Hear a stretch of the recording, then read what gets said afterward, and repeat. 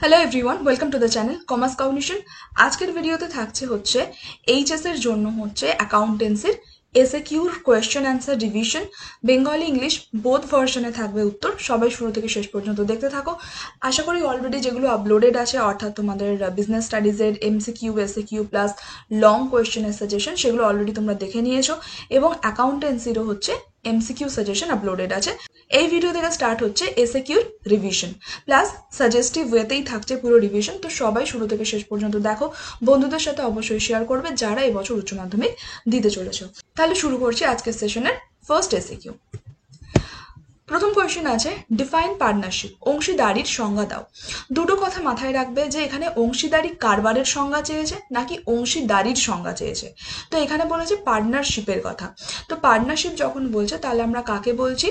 Partnership হচ্ছে 1932, যেটা আমাদের ইন্ডিয়ান পার্টনারশিপ অ্যাক্ট, তার সেকশন 4 অনুযায়ী বলা হচ্ছে যখন হচ্ছে দুই বা ততোধিক ব্যক্তির মধ্যে কিসের মাধ্যমে, চুক্তির মাধ্যমে যখন হচ্ছে তারা কি করছে, ব্যবসার উদ্দেশ্য, মুনাফা বন্টন বা কিভাবে কারবার পরিচালনা হবে সেই অনুযায়ী তাদের মধ্যে হচ্ছে একটা চুক্তি সম্পাদিত হচ্ছে এবং এই চুক্তির মাধ্যমে তাদের মধ্যে যে সম্পর্ক সেটাকেই আমরা বলছি অংশীদারি বা partnership. When two or more persons join hands to set up a business and share its profit and losses, they are said to be in a partnership. Section 4 of Indian Partnership Act 1932 defines partnership as the relation between persons who have agreed to share profits of the business carried on by all or any of them acting for all. Clear? আর partnership business আমরা কাকে বলছি? এই অংশীদারি চুক্তি সৃষ্টি হওয়ার পরে যে কারবার গঠন হবে সেটা হচ্ছে পার্টনারশিপ বিজনেস বা পার্টনারশিপ ফান্ড। নেক্সট কোয়েশ্চেন, গড় লাভ বলতে কি বোঝো? What do you mean by average profit? Average প্রফিটকে আমরা কি বলছি? যে যদি আমরা গড় মুনাফা কি, যে একটা নির্দিষ্ট সময়কালে ব্যবসা হচ্ছে যা মুনাফা অর্জন করে বা একাধিক বছরগুলোতে যা মুনাফা অর্জন করে তার অ্যাভারেজ বা গড়কেই আমরা বলছি গড় মুনাফা। মানে যদি আমরা 5 বছরের টোটাল প্রফিট নিচ্ছি তাহলে total profit divided by 5 years, সেটাই হচ্ছে আমাদের অ্যাভারেজ প্রফিট। নেক্সট, চলতি হিসাব খাত বলতে কি বোঝায়? What do you mean by current account?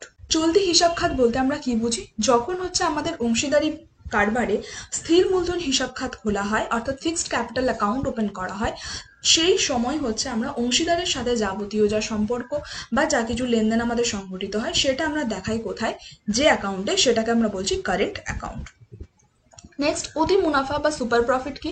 Super profit হচ্ছে যে আমরা নর্মাল যে প্রফিটটা বিজনেস থেকে আর্ন করতে পারি এবং অ্যাকচুয়াল আমরা যে প্রফিটটা আর্ন করলাম সেটা যদি আমাদের নর্মাল প্রফিটের থেকে বেশি হয় তাহলে এই এক্সেস প্রফিটটাকে আমরা বলি কি? Super profit. তাহলে সুপার প্রফিট কি? The excess of average profit over normal profit is called the super profit, যখন অ্যাকচুয়াল প্রফিট আর্ন বেশি হয়।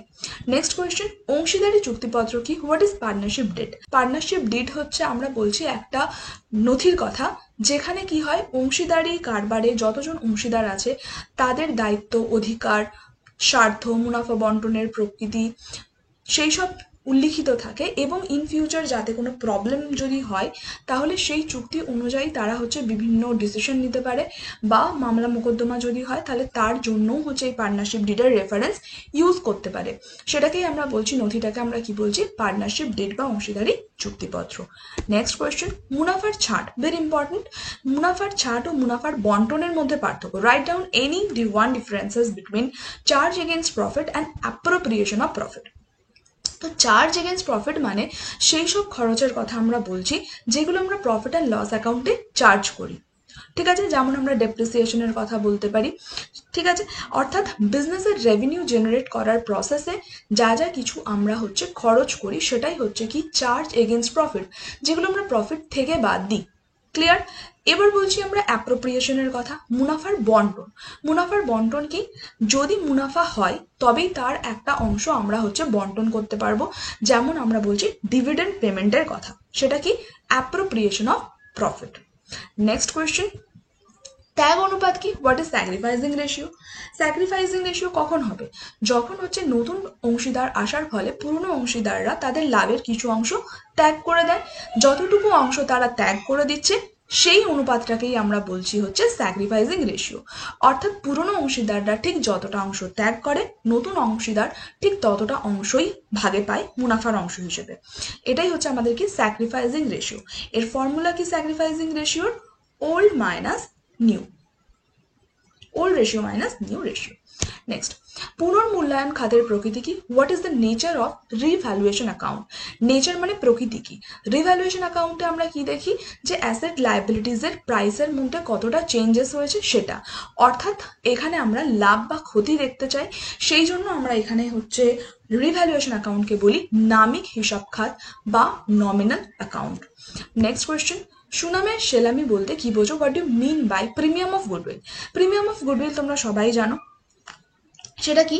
যখন কোনো নতুন অংশীদার ফার্মে যোগদান করে, পুরনো অংশীদাররা তার ফলে কিছু ক্ষতি স্বীকার করে, তো পুরনো অংশীদারদেরকে কম্পেনসেট করার জন্য ক্ষতিপূরণ হিসেবে এই প্রিমিয়াম অফ গুডউইল নতুন অংশীদার নিয়ে আসে। তাহলে সুনামের সেলামি কি? যখন নতুন অংশীদার হচ্ছে অতিরিক্ত পরিমাণ অর্থ নিয়ে আসে, কাদের জন্য? পুরনো অংশীদারদের জন্য। নেক্সট কোয়েশ্চেন, একটি অংশীদারি প্রতিষ্ঠান XYZ এর মুনাফার অনুপাত 2:6:1। যদি ওয়াই অবসর গ্রহণ করে তাহলে নতুন বন্টনের অনুপাত, মুনাফা বন্টনের অনুপাত কত? ঠিক আছে, তাহলে ওল্ড প্রফিট শেয়ারিং রেশিও ছিল 2:6:1। ওয়াই রিটায়ারমেন্ট নিচ্ছে, ওয়াই যদি বাদ চলে যায় তাহলে নিউ রেশিও আমাদের কত পড়ে থাকছে? 6 চলে যাচ্ছে, তাহলে 2:1। এই টাইপের হচ্ছে এমসিকিউ এসিকিউর মধ্যে কোয়েশ্চেন্স কিন্তু থাকবেই থাকবে, শুধুমাত্র এই সিরিজের নয়, প্রিভিয়াস ইয়ারেও আমরা যা কিছু এমসিকিউ এসিকিউ অলরেডি প্লেলিস্টে বা চ্যানেলে আপলোডেড আছে, তোমরা সেগুলোও দেখতে পারো। সেখানে হচ্ছে প্রচুর টাইপের হচ্ছে আমাদের কোয়েশ্চেন্স করানো আছে, নিউ পিএসআর কিভাবে ক্যালকুলেট হচ্ছে তার উপরও দেওয়া আছে। তো প্লেলিস্ট চেক করলে তোমরা সেইগুলোও দেখতে পারবে, যদি এখন অবধি কারো হচ্ছে সেই সম্বন্ধে কোনো ডাউট থেকে থাকে। ঠিক আছে, তো প্রিভিয়াস ইয়ারের ভিডিওগুলো তোমরা একটু দেখতে পারো। চলো নেক্সট হচ্ছে আমরা আসছি পরের কোয়েশ্চেনে, বিবরণ পত্র কি? What is prospectus? প্রসপেক্টাস বা বিবরণপত্র কি? যখন কোম্পানি ফরমেশন হচ্ছে এবং শেয়ার বিলি করতে চাইছে, তো সেই শেয়ার বা ঋণপত্র বিলি করার জন্য যে বিজ্ঞপ্তি জনসাধারণের উদ্দেশ্যে দেওয়া হয় সেটাকেই আমরা বলি প্রসপেক্টাস, যেটা আমাদের কোম্পানিজ অ্যাক্ট 2/36 ধারায় হচ্ছে আমাদেরকে বলা রয়েছে একটা নোটিশের কথা। নেক্সট কোয়েশ্চেন, সিকিউরিটিজ প্রিমিয়াম বলতে কি বোঝায়? What is securities premium? Securities premium হচ্ছে সেই পরিমাণ অর্থ যা একটা কোম্পানি শেয়ার বা ডিবেঞ্চার তার অভিহিত মূল্যের চেয়ে বেশি মূল্যে বিক্রি করলে পাওয়া যায়। ঠিক আছে, মানে আমরা যদি বলছি ফেস ভ্যালু হচ্ছে 100 টাকা এবং সেটা আমরা 110 টাকায় বিলি করছি, তাহলে এই যে এক্সট্রা 10 টাকা সেটাই হচ্ছে আমাদের কি সিকিউরিটিজ প্রিমিয়াম। ফেস ভ্যালুর থেকে বেশি দামে যখন আমরা শেয়ার বা ডিবেঞ্চার বিলি করছি, তো এই এক্সট্রা অ্যামাউন্টটাকে আমরা বলছি কি সিকিউরিটিজ প্রিমিয়াম। এটা কি টাইপের হচ্ছে আমাদের প্রফিট? এটা হচ্ছে ওয়ান টাইপ অফ আমার ক্যাপিটাল প্রফিট। এটাও মনে রাখতে হবে যে এটা হচ্ছে আমাদের মূলধন মুনাফা। নেক্সট কোয়েশ্চেন, শেয়ার বাজেয়াপ্তকরণ কাকে বলে? What is forfeiture of share? Forfeiture of share কি? অলরেডি তোমরা হচ্ছে ইস্যু অফ শেয়ারে তো পড়েইছো ফরফিচারের কথা। যখন কি হয় যে যতটা হচ্ছে কল করা হয়েছে, অর্থাৎ যখন আমরা শেয়ারের টাকার জন্য আবন্টনে বা কলের ক্ষেত্রে যখন শেয়ার তলব করছি কিন্তু তলবের টাকা শেয়ার গ্রহীতা দিতে পারছে না, তখন দিতে না পারার কারণে খেলাপি শেয়ার গ্রহীতার কাছ থেকে কি করা হয়? ওই শেয়ারের স্বত্বাধিকার কেড়ে নেওয়া হয় এবং তাকে কি করা হয়? সদস্যদের তালিকা থেকে খারিজ করে দেওয়া হয়। এই পদ্ধতিটাকে আমরা বলছি শেয়ার বাজেয়াপ্তকরণ বা ফরফিচার অফ শেয়ার। নেক্সট, ন্যূনতম আদায় কি? What is minimum subscription? ন্যূনতম আদায় কি? যে কোম্পানি যখন শেয়ার ইস্যু করছে এবং জনসাধারণ সেটাকে কি করবে? তার এগেনস্টে অ্যাপ্লিকেশন করবে, তো এই অ্যাপ্লিকেশনের পরিমাণ বলা হচ্ছে শেয়ার মূলধনের কমপক্ষে 90% হতে হবে। ঠিক আছে, এটাই হচ্ছে আমাদের ন্যূনতম আদায় বা মিনিমাম সাবস্ক্রিপশন। ঠিক আছে, minimum subscription is the minimum amount of money a company must receive from the public when it issues shares। সেটা কত হতে হবে? 90% অফ ইস্যুড শেয়ার ক্যাপিটাল। এই লাইনটাও হচ্ছে তোমাদের এমসিকিউর জন্য কিন্তু ইম্পর্টেন্ট। নেক্সট, তলবিকৃত মূলধন কি? What is called up capital? Issued ক্যাপিটালের যে অংশ আমরা হচ্ছে শেয়ার গ্রহীতাদের কাছ থেকে আদায় করার জন্য তলব করেছি, অর্থাৎ কল করা হয়েছে যতটা অংশ, সেটাই হচ্ছে তলবিকৃত মূলধন। কার অংশের? বিলিযোগ্য মূলধনে। The portion of issued capital that is called up for collection from share holders, it is called the called up capital. Next, debenture কি? What is debenture? ডিবেঞ্চার হচ্ছে কি? ঋণপত্র আমরা বলি। তো যে দলিলের মাধ্যমে কোম্পানি জনসাধারণের কাছ থেকে দীর্ঘমেয়াদী ঋণ গ্রহণ করে এবং তার বিনিময়ে নির্দিষ্ট পরিমাণ সুদ ডিবেঞ্চার গ্রহীতাকে প্রদান করে তাকে আমরা বলি ডিবেঞ্চার বা ঋণপত্র। The document through which a company borrows long term money from the public and pays a fixed amount of interest in return until it is redeemed। যতক্ষণ না পরিশোধ করা হচ্ছে ততক্ষণ অবধি সুদ প্রদান করতে হবে, তাকেই আমরা বলছি debenture. Next question, what is working capital? কার্যকরী মূলধন কি? আমরা জানি ওয়ার্কিং ক্যাপিটাল মানে কি current assets minus current liabilities.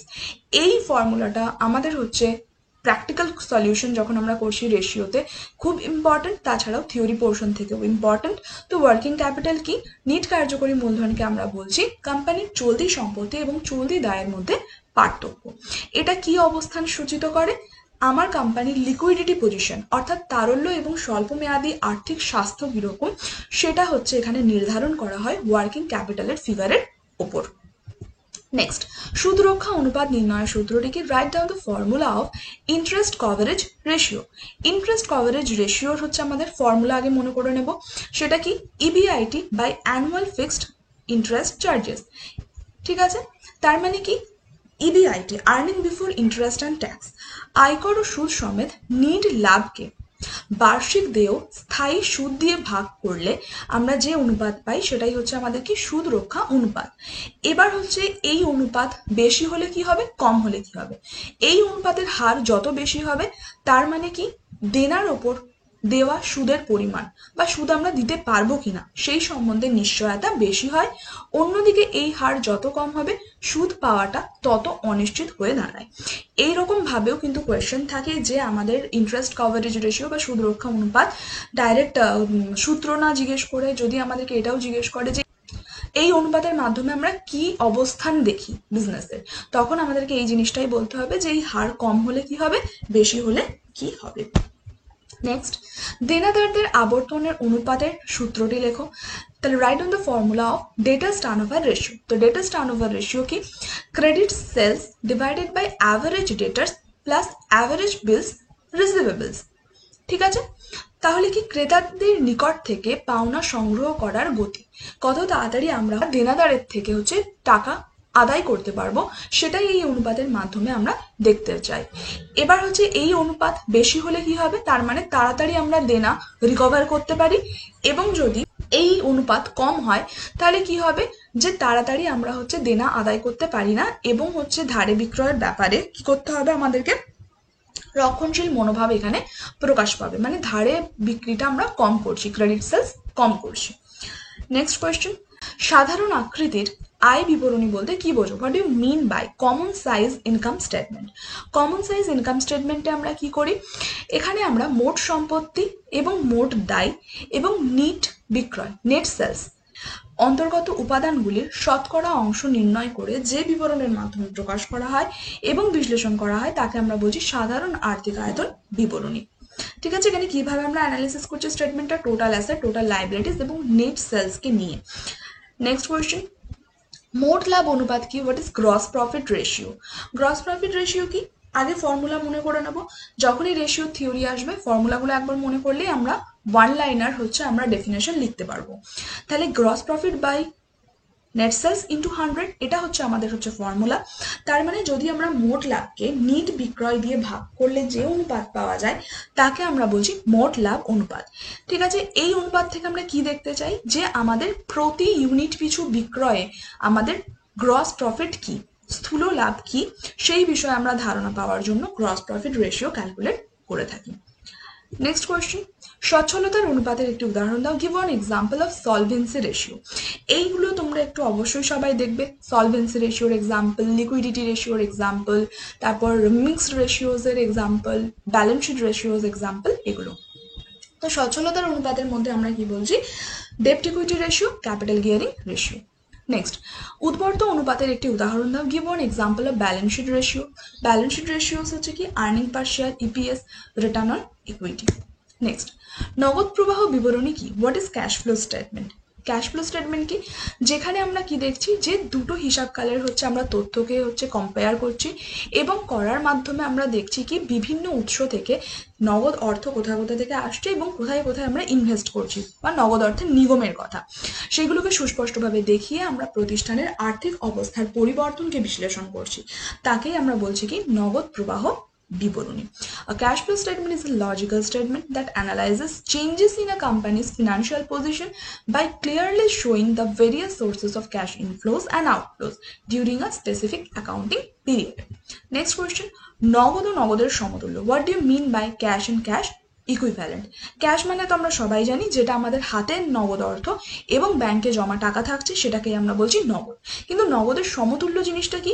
এমন কিছু ইনস্ট্রুমেন্টের কথা বলা হচ্ছে যেগুলো হচ্ছে খুব সহজে ক্যাশে কনভার্টেবল, সেই জিনিসগুলোকে আমরা বলছি কি ক্যাশ ইকুইভ্যালেন্ট।